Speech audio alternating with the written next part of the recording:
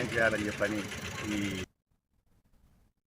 ఆదిలాబాద్ జిల్లా MLA camp కార్యాలయంలో తెలంగాణ రాష్ట్ర అవతరణ దినోత్సవ వేడుకలు ఘనంగా నిర్వహించారు. ఈ సందర్భంగా ఎమ్మెల్యే పాయల్ శంకర్ జాతీయ పతాకాన్ని ఆవిష్కరించి ప్రజలకు శుభాకాంక్షలు తెలిపారు.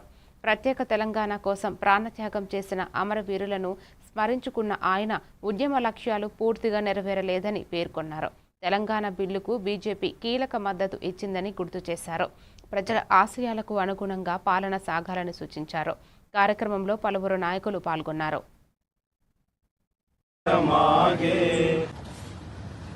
తెలంగాణ ఆవిర్భావ దినోత్సవ సందర్భంగా ఆదిలాబాద్ జిల్లా తెలంగాణ రాష్ట్ర ప్రజలందరికీ కూడా ఆవిర్భావ దినోత్సవ శుభాకాంక్షలు.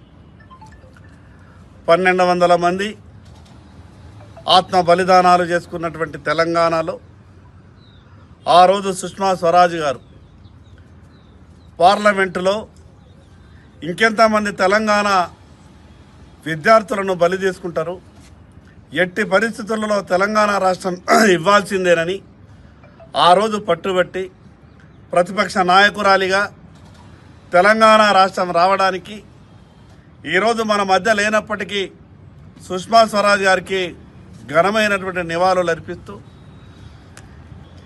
యువతకందరికీ పేరు పేరున విజ్ఞప్తి చేస్తూ ఉన్నాం. తెలంగాణ సాధించుకున్నదే ఆత్మగౌరవం, మరోపక్క ఉద్యోగం, ఉపాధి.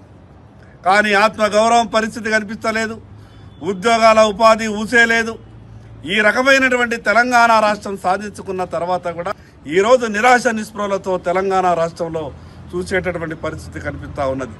పాలకులు తప్పులు సరిదిద్దుకోవాలి. ఏ ఆకాంక్ష కొరకైతే తెలంగాణ రాష్ట్రాన్ని సాధించుకున్నామో అవన్నీ కూడా తీర్చే విధంగా పాలకులు ప్రయత్నం చేయాలి. మరొక్కసారి ఆవిర్భావ దినోత్సవం సందర్భంగా తెలంగాణ ప్రజలందరికీ కూడా ఆవిర్భావ దినోత్సవ శుభాకాంక్షలు. జై తెలంగాణ.